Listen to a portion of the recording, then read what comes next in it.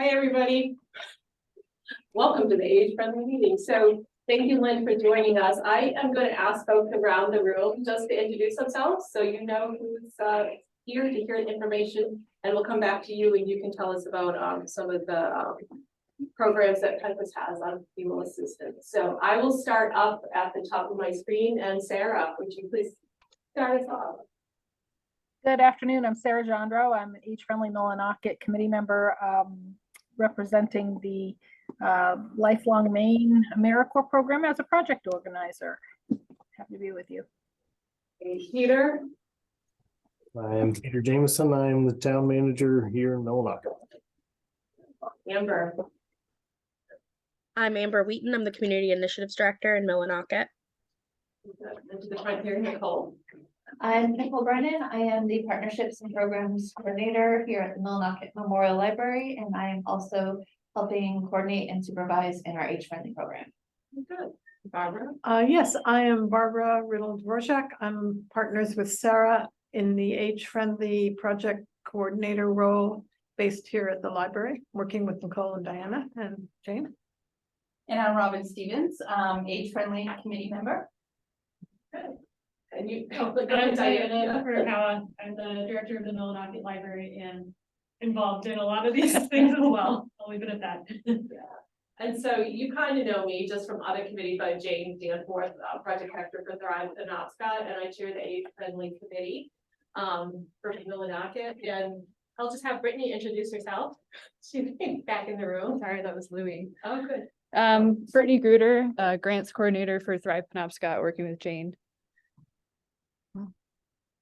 So Lynn, I will have you take over, and just for the other folks in the room, I am on a steering committee with Penquist, and was it last week or the week before, I heard you tell the steering committee all about the several programs that Penquist has for our community members. So I wanted more than just me to hear it and for the word to get out. And so we're going to start with this committee, and so that we can spread the word in any time region about more of your programs. So.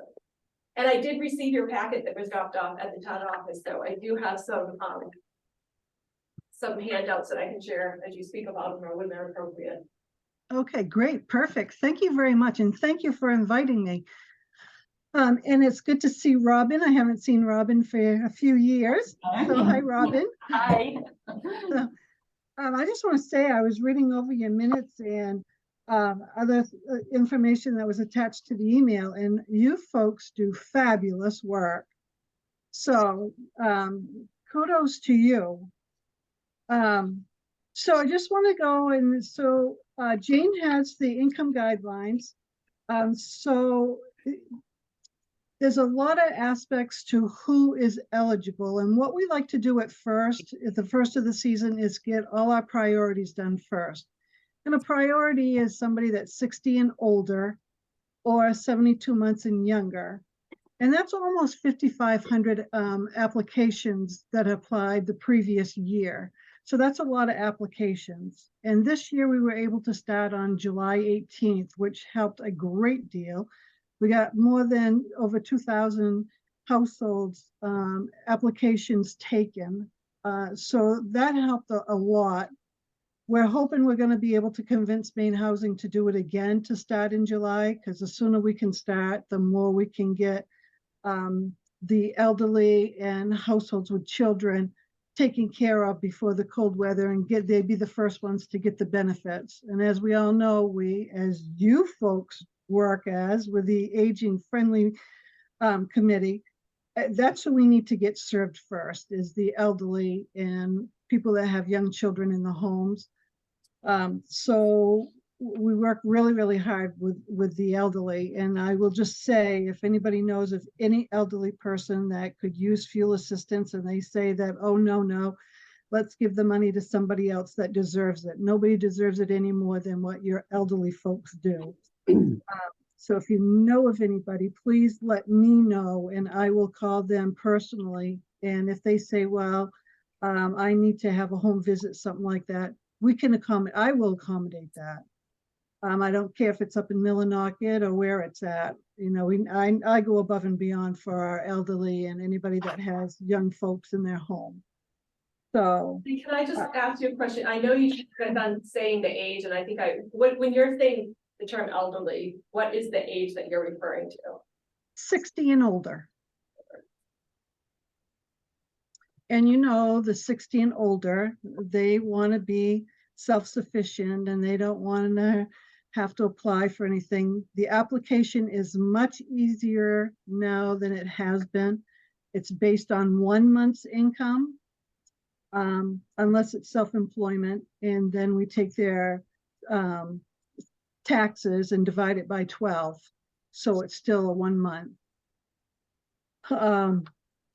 New this year, because we are doing 1 month, we're able to go back 12 months if the application is over income.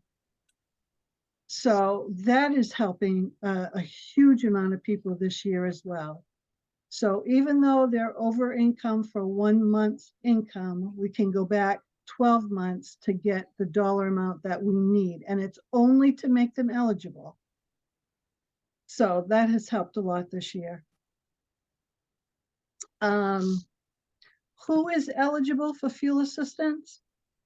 First, we like to do anybody that pays for their own heat. So if you meet our income guidelines, you pay for your own heat. We like to get those folks served first. Then we go with people that their heat's included in their rent. They could live in a hotel, everything's included. If they live in a hotel, we need 60 days worth of receipts to prove they've been in that hotel for 60 days. Room and boarders. So Jane has her home and she opens it up and she rents out to a person for a room. That person, as long as they don't pay any of Jane's bills, that person could be eligible for a room and boarder. Same kind of application. We just have to know that they have a room, or they could have up to 2 rooms. It could be a mother with a child, and the child has a room and the mother has a room. So they can have up to at least 2 rooms, and they can use the kitchen, living room, same kind of thing, but they're considered a room and boarder. They're eligible. Subsidized housing that pays their own heat. They're eligible to apply for fuel assistance. They won't get as much of a benefit, but they would get a benefit because of they would have a utility allowance, and that's why they wouldn't get as big of a benefit, but they would get a benefit. Through the farm program, subsidized with heat and electricity included, they would get a $21 check, but it would increase their food stamps. Okay, so they have to apply for fuel assistance. So I think that's everybody that there's pretty much anybody that meets the guidelines. And so on this income guideline sheet that you gave us, there's like 2 phone numbers at the bottom. Is this what somebody would just call that number, one of these 2 numbers, and just Correct. state what they need, some sort of assistance, and then the person on the other end is going to ask questions and like help them figure out what they're eligible for? Is like, you just walk us through that process? Okay, so what we do is that first they have to do an intake, and the intake is over the phone at this time. Yes, Penquist is open, but we didn't expect us to be open, so we're still doing phone applications. Okay. So the client would call, set up an appointment, especially this time of year, because we've already done all our priorities. And so now they would call, set up an appointment. Right now we're booking into January. I have 7 intakes, that's calling people. So where they do the intake first, the application is sent out to the household, they sign it, send it back within 20 business days with all their documentation. Then a certifier will certify it. We have 30 business days to get it certified. And then a payment will go out, hopefully. If they're missing something, they go on hold for 15 business days. They get a reminder on what they're on hold for. So they have 15 business days to get that back. Then we get it certified, and once it's certified, within 10 days, the payment goes out to either the fuel vendor. If their heat's included, they get a direct check. or it could go to the electric company because their heat's electric. Other questions? I'm not clear on if their heat is included, what they're qualified for. Because they pay for their rent and their heat's included, the direct check is to help pay for their rent. Okay. So the rent is probably higher because the heat's included. That's the Correct. implication. Okay, thank you. Good question. Yeah. I guess, sorry if I missed something, but I was a little unclear by when you said that you can go back 12 months. Could you just say what you mean by that a little bit more? Oh, okay, so that's for the medical deductions. So if somebody's over income, we'll just say by $500. And let's say they have wages and they pay for their health insurance. And their health insurance is would total maybe, let's say $100 for that 1 month that we're looking at. We can go back 12 months if we need to deduct that health insurance that you have paid out of your wages. Or if it is Social Security and they're having the Part B taking out of their Social Security, we can count that as a deduction. Anything paid out of pocket that the insurance company is not going to pay for, we can deduct. Prescriptions, eye care, dental, health, co-pays, anything like that that you have paid out of pocket. Okay, thank you. And we can go back the 12 months. So you're trying very hard for people to be able to get some benefit from this, like. Absolutely.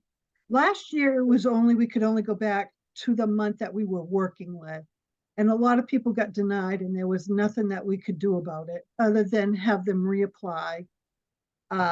Because maybe they had to pay for some eyeglasses or something out of pocket, and that would make them eligible. Because you can apply as many times as you feel like you need to until you found eligible, or you just don't have enough deductions and then you're going to be denied. So this year is so much better that we can go back the 12 months. Sorry about that. And then if they still are over income, we have the Good Neighbor Fund, which I'm sure hopefully you've all have heard of it. It's privately donated funds throughout our region. And we can use, if they're over income, we will do 100 gallons of fuel oil for that household to help get them by. So Lynn, when you say people get fuel assistance, what typically is what is the amount? What's the check amount that folks get? So this year, $975 has been the average benefit. So it has been ranging anywhere from $2,200 to, I've seen the lowest be around $250. And that is go ahead. How is that determined? On your income and what your household is, whether it's subsidized, it's a rental, you own, and mostly it's the income base. And that is amount per calendar year and every year. That's why you have your mailing list, people that have qualified. Previous years, you send out a reminder to apply again. Correct. Correct. So the season goes from, the real season goes from October 1st to September 30th is the real heating season, is the real fuel assistance season. Okay, but we can we stopped applications last year on July 15th and we started right back up on July 18th. So we didn't have much downtime at all. And they're talking about this coming year, stopping us on July 17th, but not starting up until sometime in August. We're going to fight that, of course, because we want to start early. Just so that those checks can get out on, like, when people need them. So you can do all the paperwork and processing and getting all that. Yeah. Right, right. So the more we can do in the summer, because this is a cold state, the more we can do in the summer, we feel the more the money can get out earlier to the clients. So they will have fuel to start. They'll have a benefit to start with the fuel in the wintertime. Do you have any like data on like how many households like in Millinocket or the Katahdin region use this resource? I was hoping to have that available. But I couldn't get it separated as in Millinocket, East Millinocket and Medway. But I will get it and I will, because I'll have to contact Maine Housing for it. So I will get it and I will send it up to you, Jane. That's good info data for us as we're compiling data. Yeah. from the Right. Committee. So Yeah. just when you talk about heat, so you have other programs, well, I should ask if people have other questions around this, but is this your live heat program and then you have some other programs, information to share? Right. So there is fuel assistance, and once you're eligible for fuel assistance, then you're eligible for the emergency funds, which we call ESIP, which is the Energy Crisis Intervention Program. That's from November 1st to April 30th. This year, it's an $800 benefit, and that's above and beyond your regular benefit. And you can use it as in, let's say you get a fuel delivery and it's $500. You still have $300 if you have a broken disconnect for your electric and a broken payment arrangement. You're able to use that other $300 to stop the to stop the disconnect. So as long as you can use it multiple ways, but it can only be for $800. And as fuel prices cost today, it's pretty much, it's going to get you maybe 100 and 120 gallons with the $800. I'm sure prices up in Millinocket is crazy. Yeah, I'm not sure what they are today. It's over $5, right? Or- Yeah, Mhm. I got it last week. It was. Yeah. And Yeah. kerosene is over $7 now. Mhm. Oh, Yeah, it's crazy. So that's the emergency funds. You don't have to already have applied for fuel assistance. We'll say you have your appointments not until January. But you're in an emergency need now. So you're either at or below a quarter of a tank of fuel. You're at or below 25% for propane. Or you have a broken payment arrangement and a disconnect notice with the electric. 7 days worth or less of wood pellets, coal. If you're below any of those criteria, then you can apply for emergency, and that emergency application is your fuel assistance application as well. So that's good. So you won't have to do it again in January. That will be your one-time application if you found eligible. So you'd be getting your benefit immediately. Is there a different number to call in that emergency? Because I would think somebody would be in crisis and they're gonna. Is it just a Monday through Friday, an emergency opportunity? How does that work? It is Monday through Friday. And it's our regular phone lines, 973-3500 or the 973-3630. There's 5 receptionists that do all the emergency paperwork for us. It's a worksheet. And then they send it over into the heat department. And I have 7 people working on emergencies. So.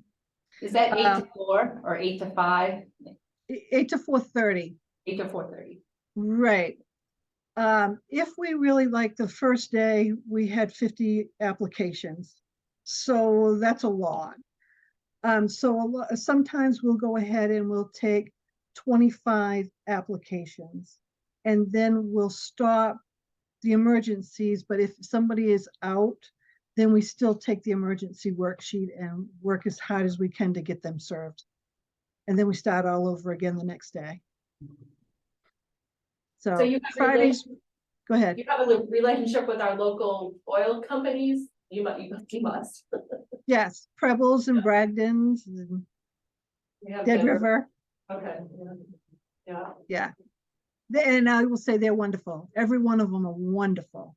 And they go above and beyond when it's an emergency. Yeah. So you have a great group up there for fuel vendors. That's good to hear. Yeah, good to know. I think we knew it though, right? Yeah. Yeah, I think we knew that. Yeah, no, every one of them, they're excellent to work with. So above and beyond the emergency, then there's the low income assistance program. We call it LIAP. That's a discount on the electric. So if the electric is in a household member's name, they get a discount, and it can be anywhere from $53 up to $900, and that's with Versant and, well, that's all you guys have up there is Versant. But CMP also has that same program. Then if they qualify for fuel assistance, they have the CHIP department, which is the Central Heating Intervention Program. That is to repair or replace the heating system. Weatherization, that is they'll go in and they'll do a blower door test.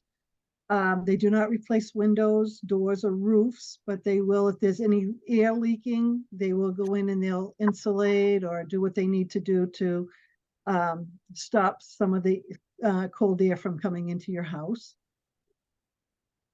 We have the heat pump program. That's everybody that owns their home and they do not have a heat pump in their home are eligible for a heat pump. You just have to own your home. The AMP program, arrears management program, that's through Versant Power and CMP. That is if anybody is over $500 in the arrears in a 90-day period, they can sign up for this program. And what they do is they put the, we'll say it's $1,000 that they're in the arrears. They put that, set that money aside, and every time they make a payment on their regular electric bill, then X amount of dollars gets put onto that back balance to help pay it off. And they can earn up to $3,200 in a 12-month period. So, and I've had one client that was on this program, they owed $25,000. You have to apply each year, and this person was adamant about it, and the $25,000 has been paid off. So, yeah, amazing. So it is a great program, but they have to stick to it. And with this, if they miss their payment, or you know how you have a due date on your bill, if they send it in on the due date, it's not the benefit with the payment would not be put on their account in time. So that would be one strike against them, and they have 2 strikes and they're off the program for life.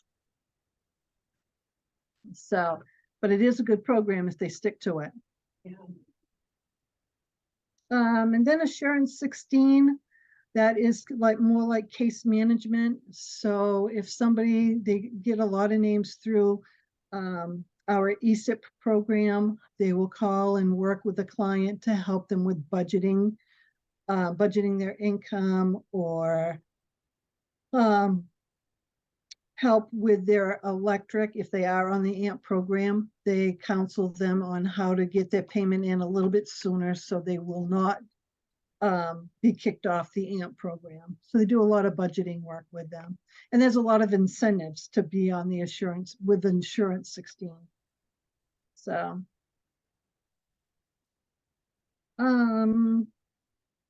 that's the programs that's available for somebody that is eligible for fuel assistance. It's a lot of different programs. Yeah. Any questions?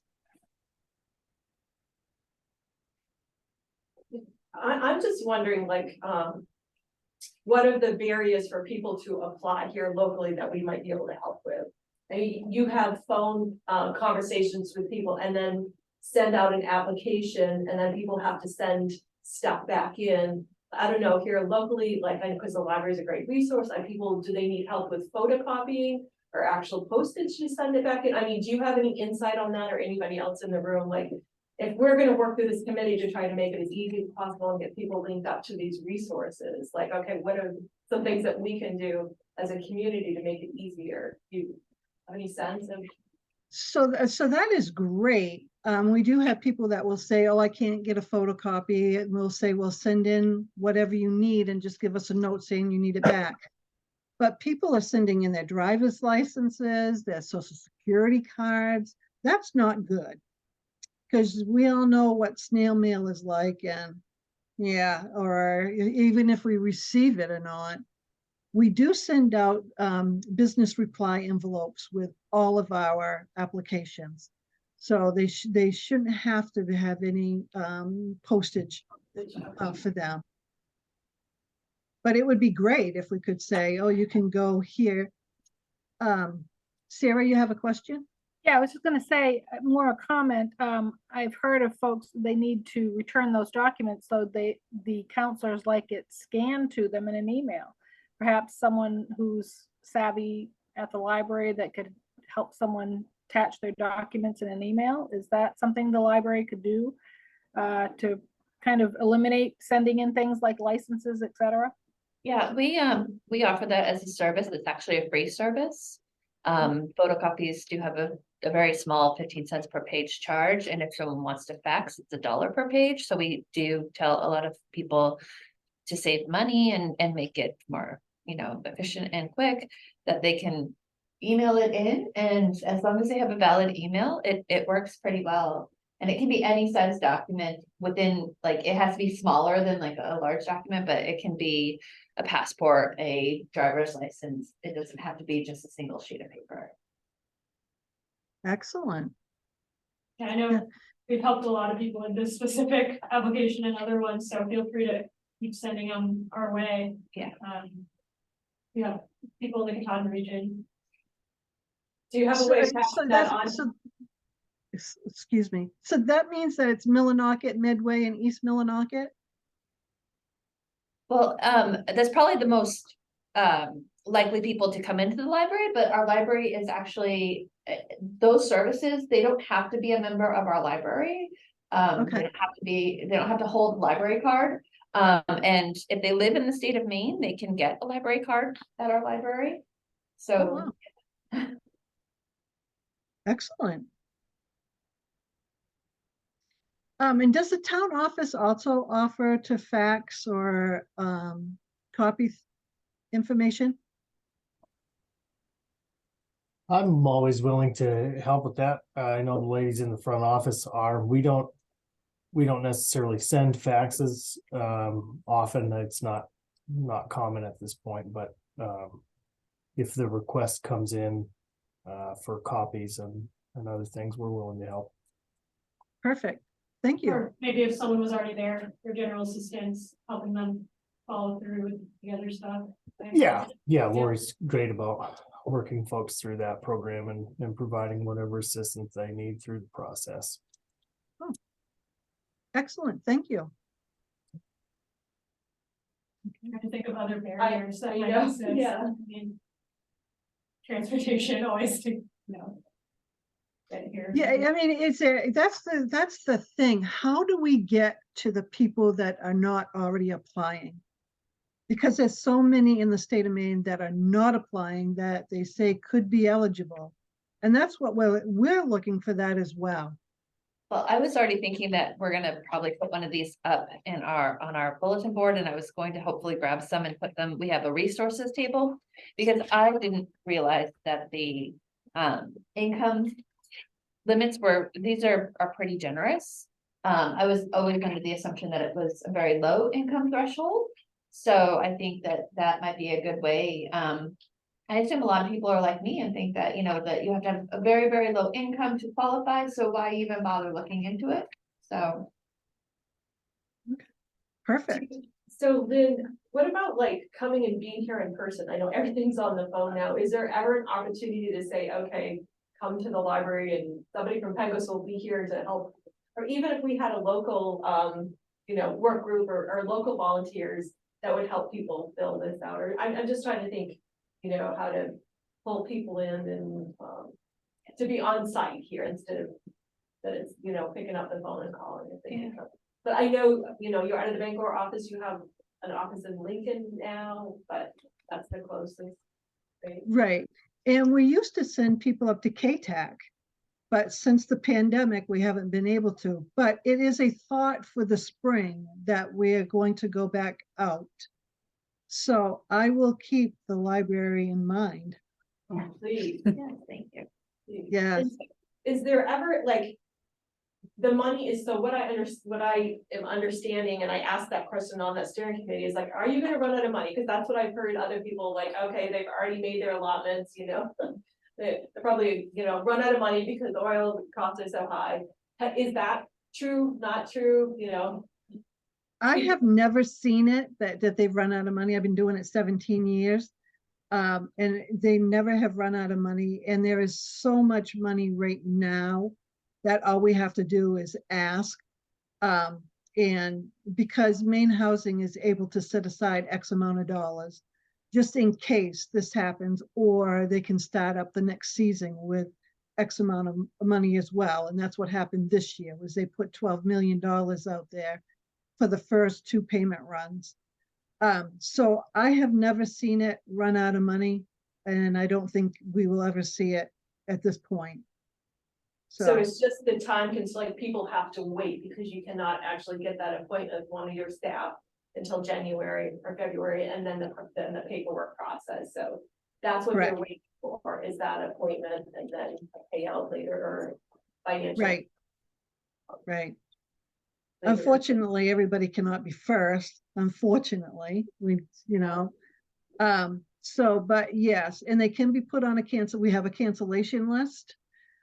We don't take applications on Friday per se.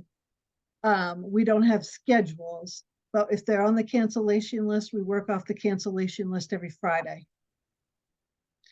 So, yeah. And again, if they're in emergency need, don't hesitate to call and ask for an emergency. Yeah, you probably got the answer to this before I got here, but the HEAP program, is there any asset limitation like a retirement fund? No. No, all we count is what is household income for that month. We don't asset test. The only time that they do an asset test is for CHIP if they need a new boiler or furnace or a new oil tank.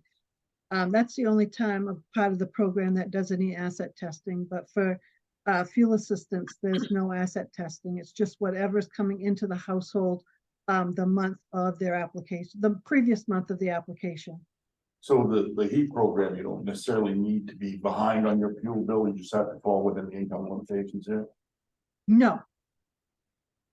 Right, okay, if you're behind, so let's say.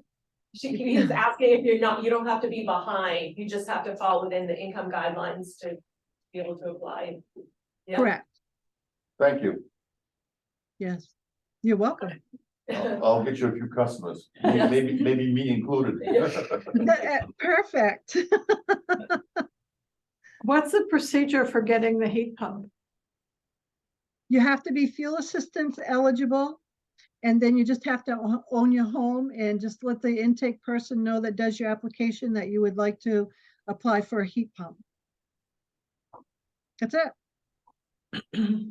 And the cost is fully covered by Penguin. Or by Correct.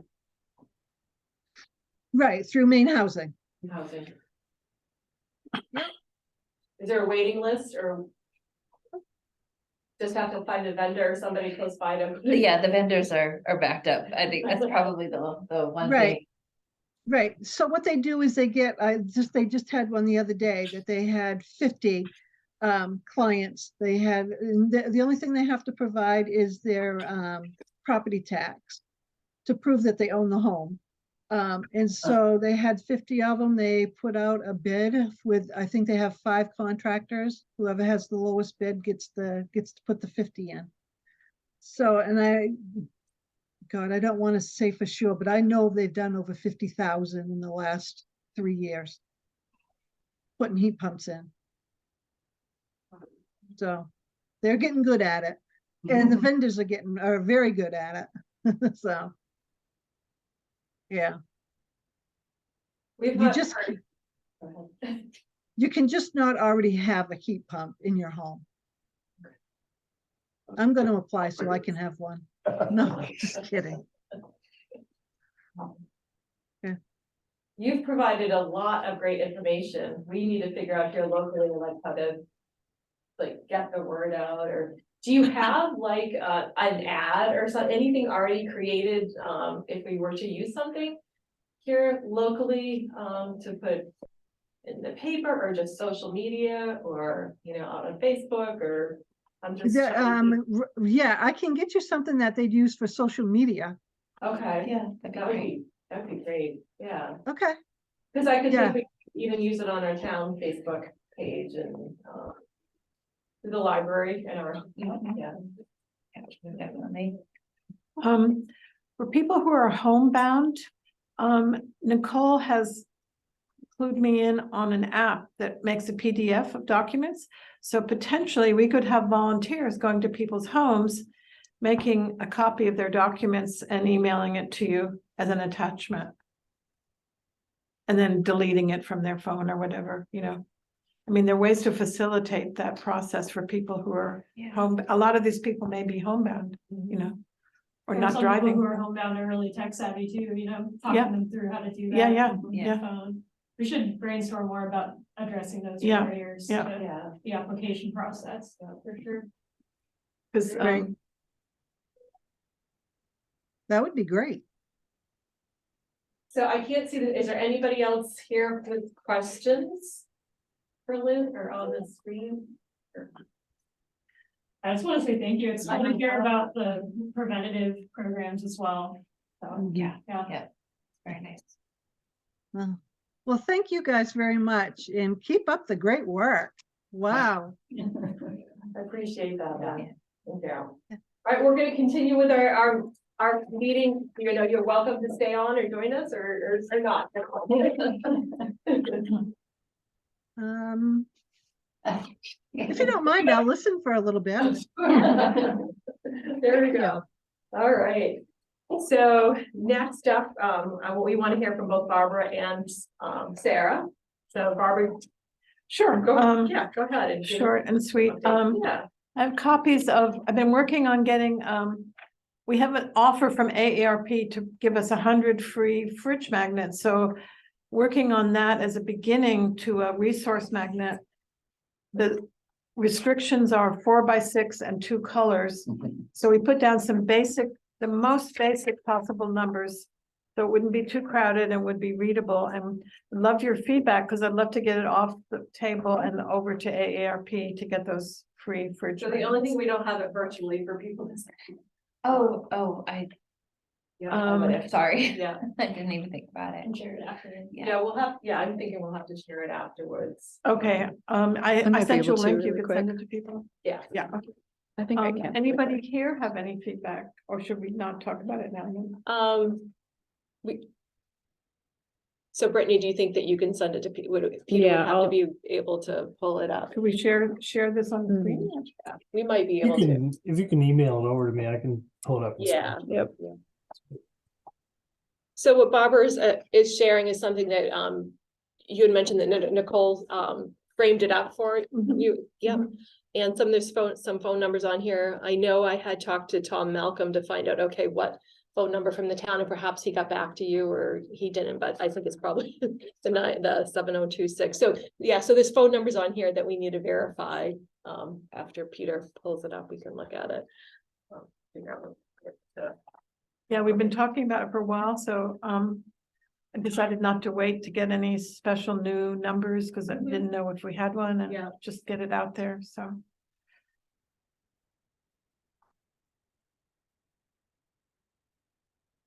And so while Peter, until he receives it and pulls it up, like you've listed fire as the 7026 number, so we'll have to find out if that's kosher with the fire department. And police department, that's the 723-9731. And always call 911, right? If it's an emergency. Yes. Very good, thank you. Is Thank Tom you. still on the committee? He's still on the Okay, committee, yeah. So great, so Peter pulled it up for us, and this isn't final. Right. No, no. Yeah, Barb, just putting that out there so we have something to talk about, some discussion points and to move the project along, which we really needed to see that. Peter, Where to go? Yeah, I don't know how long the offer is good for. Yeah, there we go. All right. Thanks. And there is a phone number for the mental health too. I don't know if you want that. I know you can text 988, but. I think that's it now. 988, but there's also an 800 number too. I feel like it switched recently. Yeah, it's Well, it's switched, but Yeah. as far as I know, you can still access it by. You can, but 1-800. it'll just forward you to the The 988. 988. Yeah. I Yeah. did invite the Wabanaki Wellness Center. They're not sure yet what number they want to use for direct contact, so they asked not to be on it, so. So What- Oh, I just had a question about first of all, this looks very clear, simple, I like that about it. I'm wondering what the scope is, is it a regional thing, or is it just the town? Just You know, for the I know town. the age friendly, committee of the town, but, yeah. So Basically, you're just for the town. Millinocket, yeah. Okay. And I asked Nicole whether we should put the library per se, and she thought we didn't need to, for this, so. I thought for this, we did need to go into the library. We have Mobilize Katahdin, which is the branch of the library that would be, dealing with this. Yeah. yeah, Yeah, I think that. This is more urgent, emergent. that's what I stuff, was so, thinking. Yeah. So for general medical assistance. You've got the hospital, that's the phone number.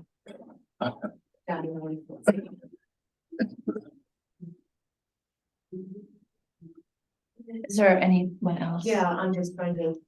Well, like, that was part of my question, Yeah. can we put on there, but like, our health access network. As they service this area. But if we got peer-to-peer, which is in Medway, that's kind of what I was Right. wondering about, do we put regional things that touch our town, or not, so. Just a question. Yeah. It's really, we pared it down to basics because of the size limitation and wanted it to be readable. Yeah. And looking at some of the other fridge magnets from other towns, they were very crowded and they weren't grouped by category. So if you're in an emergency situation, then this is really clear to me. It's like the red and the black and also Mobilize Katahdin. Couple of months ago, we weren't so much talking about food and utilities, we were talking about more just transportation now. So we did have originally had a couple of lines about what Mobilize Katahdin navigated, but now I think the header is good for that. So, but I have no personal stake, whatever you guys want, I just want to get it done. So. Is there a deadline that? No, but or- it's, if funds are available now, who knows how long they will be, and it's such a simple thing, it shouldn't, seemingly simple. Wonder if there's any value in swapping the word community for center in peer-to-peer recovery community. Okay, Or is it, if there's somebody who's not familiar with what that is, who Yeah. needs it in, an emergency, maybe knowing they were calling a center instead of what a potentially loose definition of community is. yep, no, I think that's good.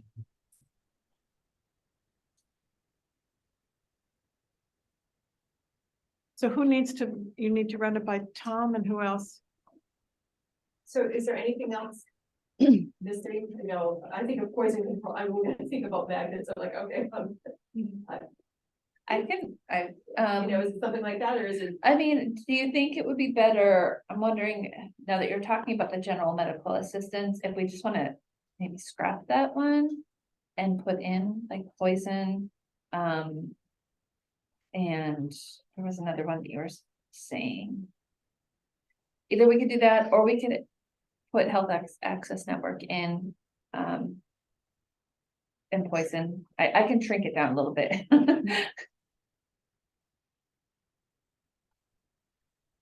So can you repeat that, Nicole? I can put in the poison control number. And that would go Oh, at the top. that's a good idea, yeah. Mhm. Under, Under just under the top where we kind of have the most Under- important ones, so Mhm. underneath mental health. okay, good idea, And. good idea.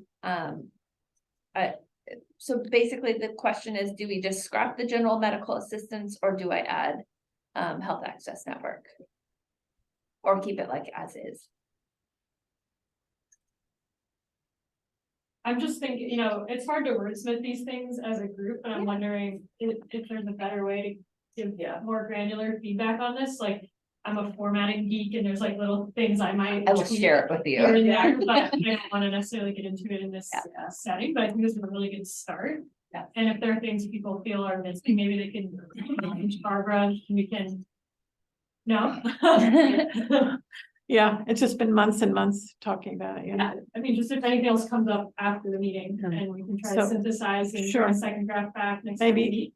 I think so. How about Within a that? week, if people could get back to us. I don't think that's gonna happen, just because of the holidays. Okay. Yeah. I just because of the But holidays. for our next meeting. Yeah, for the next December meeting, meeting. Yeah. a lot of times that's the way, like the process, that you gotta have something to actually look at, we've talked about it, Yeah, now we have something to look Okay, at. And okay. This is the star, but I Okay. think, yeah, Okay, the process. Thank you, Peter.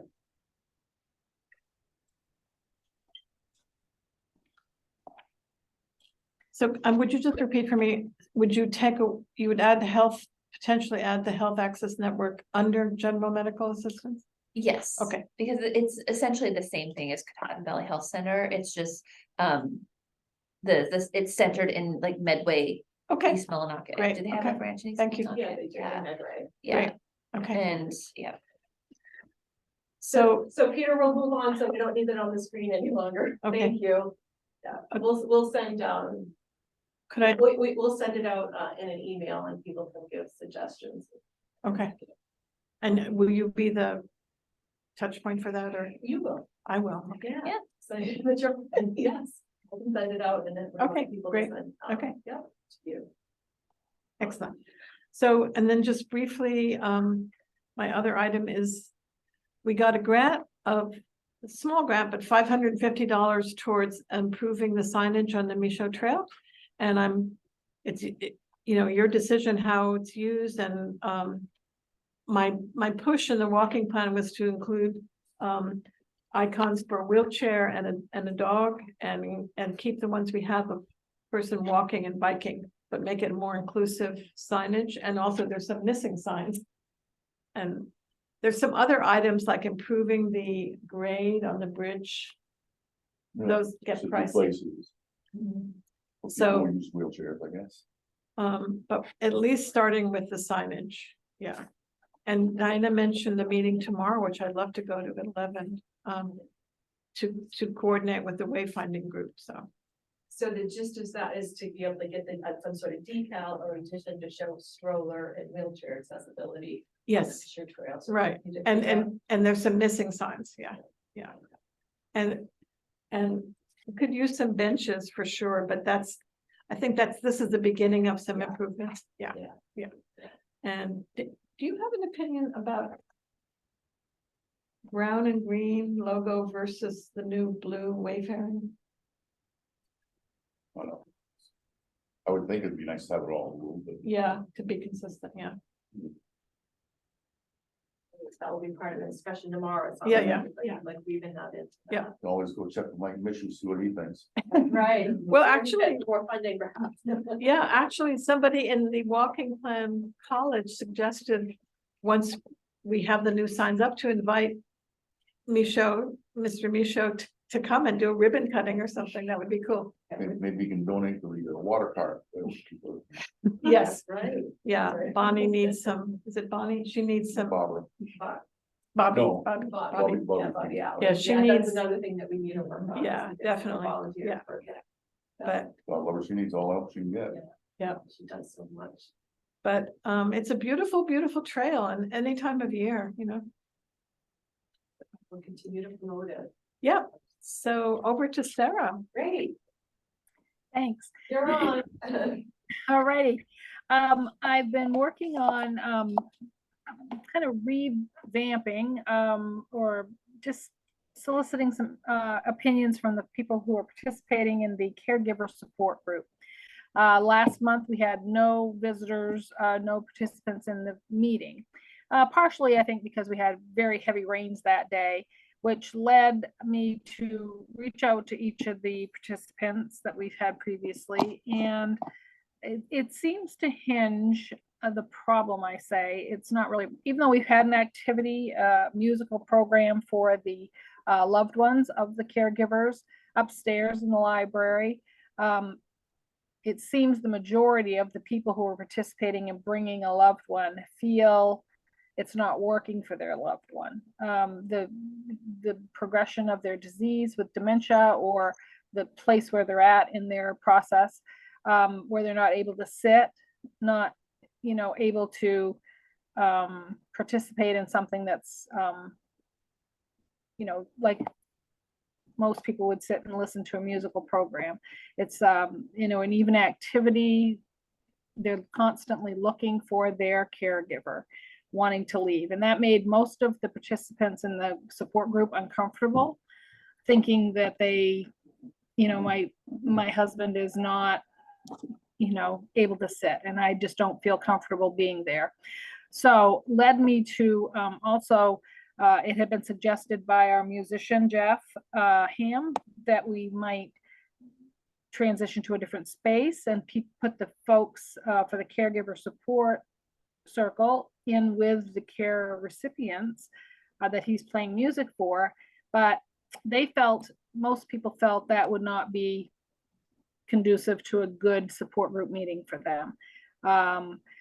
It was also suggested they serve food, and then we get into an issue of swallowing status and possible choking hazards, and I think we just don't want to go there. Although I appreciate Jeff's input for sure, and the idea. They also talked about moving it offsite to a different location, like peer-to-peer, and that was shot down by most of the people that, all the people that participate. They felt just even the extra 15-minute drive to Medway was time prohibitive for them each way, because they feel already stressed and not, to think, can I get away for an hour, and so I feel like keeping it at the library, but making some tweaks. So we also discussed, Nicole and Diana had mentioned at one point, perhaps working with people to see if a Zoom, either hybrid or a total Zoom meeting, might be advantageous, especially as we go through the winter months. And surprisingly, all the participants said, only one said, oh, I already use Zoom and I'm familiar with it. But the other said, oh, well, I could if I knew how. And I think if we had a tutorial session where they brought their device in and we were able to put the Zoom app on it for them, and then, making sure they are able to check email, get the Zoom link, I think we could make a go of that. Like I said, especially through the winter months, where that definitely would be a factor that would leave a lot of folks out, where they just wouldn't want to bring their loved one out in the inclement weather, perhaps. So I think that's the next step where we should go. I think we should set up a Zoom or even a hybrid meeting, perhaps, and try that, and possibly, potentially go to all Zoom at this point for a while, until, just to see how the meeting grows. And in spring, maybe it would be a little different. The other part is our meeting this month for November is canceled per the desire of the facilitator from Eastern Area Agency on Aging, Megan Millard, because it's the evening before Thanksgiving. And they felt they would want to cancel at this time. Most participants didn't feel they could get out that afternoon. So we're working on something for hybrid or Zoom for December, perhaps. And also, I think it would include, I have one particular participant that goes away out of state to care for her loved one. And she said, oh, that would be great, because I'm there 6 weeks caring for my dad and I have no interaction really other than phone with some family members. But I would love to do a Zoom meeting. So I think that would be great, because we could include them for wherever they are, So I was happy to get that feedback.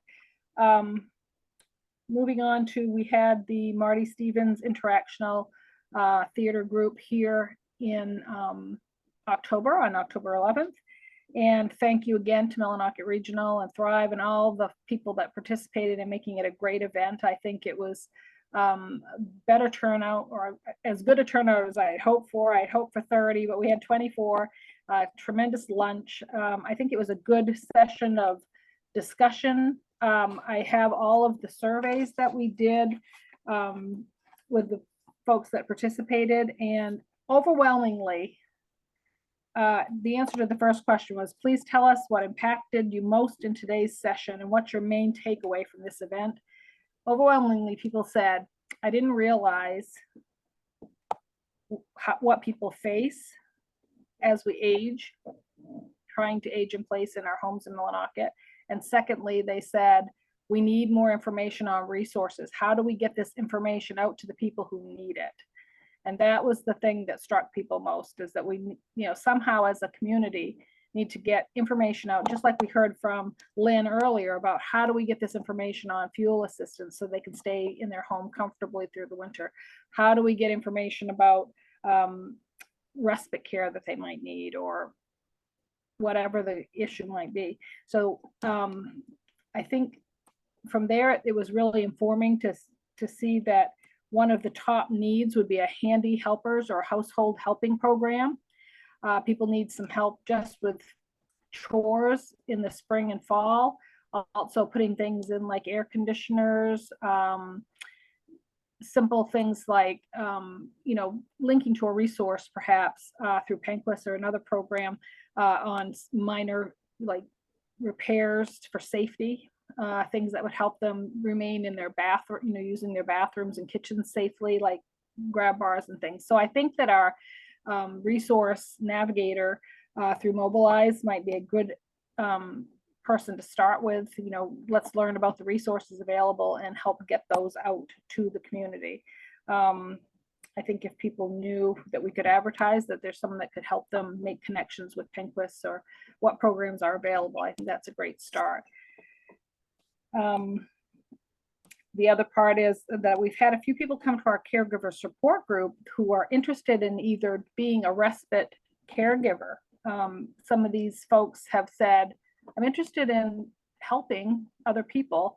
I could do 2 to 4 hours a day, perhaps a couple of days a week. And while we've tried hard not to say, well, we want to put our stamp of approval on these folks, because, I think that you enter into a place of background check or, vetting them basically when you're recommending them. But I've said, you're welcome to come to the support group meeting, and then informally, if, meet the other folks who are caregivers, and would be up to them to have that discussion with them personally. But, I think it's been a good contact point for both of them. People who have a need for respite and people who are willing to provide that. So that's been a good outcropping of that meeting as well. From that event, it was intended as a springboard into an informational hour at the library. And so far, we have set up a few programs that are coming up. We have had one, and I think, Nicole, you can help me with this, is that continuing the living well with chronic pain. I think that's wrapping up. It was a 6-week program in conjunction with a Aroostook area agency on aging. And was that well attended? So that it does have, by design, it does have a low attendance cap. We had 3 who started out here attending, and then because of the way that they structure it, they had, I think, 4 or 5 others throughout the area. We ended up with one who made all of the classes. He says he got a lot of benefit out of it. He would like to take it again if they offer it again. And then 2 others who had a lot of things come up over the past 6 weeks, who weren't able to attend all the classes that they would like. And we had a few people who came in weeks 3 and 4, and that was just a little bit too late to start the class, who said that, they'd like to know if we have it again. And it was nice because it was Zoom. So on our end, it was low, we just set up the room, put on the Zoom, the participants, we had one volunteer who was able to take over a few of the classes because it's simply muting and unmuting at that point. And it was, for us, it was very low effort, and I think people got a lot out of it. So that was good. Great. Well, our second program coming up at MML is on Wednesday, the 30th for this month, 30th of November, from 10 to 11 a.m. in the room that you're in, Think Tank. And that will be a Zoom hybrid meeting with Deborah Bear Rogers of Disability Rights of Maine. She is a hearing impaired individual herself, and so she has lots of tremendous information for people who struggle with hearing impairment or are newly diagnosed with it and need help with resources. She's going to bring to the meeting a lot of equipment to demonstrate things that you utilize with technology, with your computer, things to use in the home to make your living safer. And she's just a wealth of information. I enjoyed speaking with her a couple of times on the phone, and so I think she's going to be great. Nicole, that's something that I wanted to be working with you on, getting out on our social media as well this week. Yes. We'll talk about that Friday. So can you make sure, like, I'm not even aware of some of these programs, so. Yeah. You need to do, as far as pushing Absolutely. them out and promoting them as like is part of like some of the agent work too, so. Right. No, it's great that you've got some of these things lined up. Yes, I will make Well, it's sure. just something we've been working on, and Nicole and I know she's been away, but we've just trying to start to plan some more of these programming as we go through the winter. And Deborah happened to reach out to me really just in the past week and said she had an opening. Originally, she was supposed to come in person because she was going up to Aroostook County, but that fell through. So she said, let me just do a Zoom or a hybrid if you want to invite people that may not have Zoom to come to the library and just listen to the presentation from there. So that's what we'll do. I think will be best. We are finishing up also our University of Maine Cooperative Extension Food Preservation Series that Brittany was so instrumental in helping us set up throughout the summer and fall. We had one presentation that was canceled due to the presenter needing to do that. Lori Bowen, she's a great food preservation specialist, and so she will be coming on Friday, December 9th to the library, and as promised, finally doing the pressure gauge testing for people. She did have a couple of requests down at the University of Maine from Millinocket to do that, so she will bring her testing equipment and test people's pressure gauges for their pressure canning, and have a lot of information to hand out to people to take home as they wrapped up their fall canning.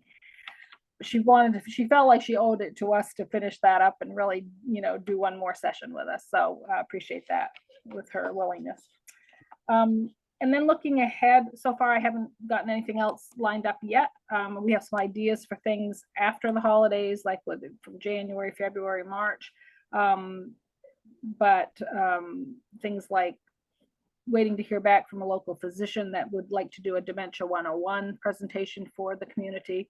And so when we get those things in place after the new year, then we'll report back with that. I think looking ahead also for like a handy helper group of some type, or get an informal group, even if it's a one-time spring cleanup. I know there was some talk this fall about doing it for the fall, but it just seemed too imminent for us to get it and do it well. So we want to do that in the best way possible in the spring, and perhaps in April we could do that. I'm also working with Wabanaki Public Health to do a seed. We did a seed saving class in the fall. I'd like to do a seed starting class with them in the spring. And so we'd like to do that by, let's say, the end of February, 1st of March at latest, so people can get their seeds started to do in their boxes this year. So yes, Barbara. I just wondered, you and I and Jane and Brittany were all on that M- regional Zoom a couple weeks ago, where the man talked about cooperative approaches to home repairs, remember? And he mentioned the Maine Housing Authority, and I'm just wondering, as opposed to getting volunteers together, like the handy helpers, can individuals apply for that, or would we need to apply for a grant from Age Friendly Millinocket for that? You can apply yourself. They have a program, which I think I shared with Shelley and she already knew about it. It's just as Panquist who distributes it. This is the information about it. I printed some copies if people want Okay. it, but it's called the Maine Housing's Home Accessibility and Repair Program. The specific grant that Philip was talking about in the MDASH meeting, I haven't been able to find anywhere in the Maine Housing Authority website. So I've reached out to him to ask if he could share that because he said it was a very simple application. I know, yeah, Um, but individuals can apply. this is separate. Yeah, yep. This is for an individual to apply. The next page, it printed really small for some reason, but this is what the website looks like and it gives a contact list, which is just gonna shoot you over to Panquist. Oh, And yeah, they distribute the program for our area. is this something we should be publicizing, you think? They have a brochure that can be shared. That's what this page is from. But I'm pretty sure that Shelley has shared that to people who reach out about this kind of stuff. And then I'm sure Laura has that information as well.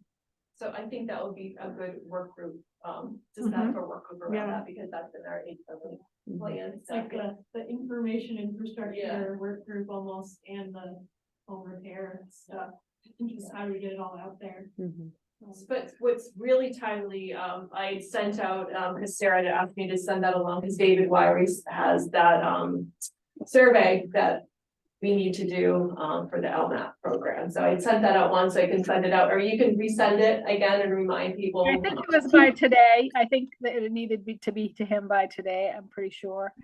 I think, I bet he would still take it, if we send it back out and ask people to get it this week, I'm pretty sure he would probably. Yeah. Accept that, yeah, I'm not sure, like what he got for response, I know I did it, but. I did too.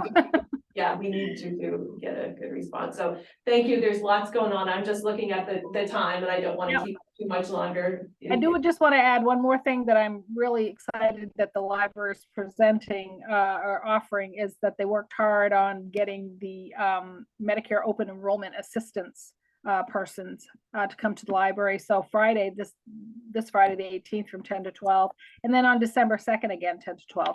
So, open enrollment's always a busy, hectic time for people. And I think it's great that, we have people there. That's something I wanted to see done. And so we're thankful that that came together. So I saw the sign outside there, so do you have something we can spread on social media as well, like after that?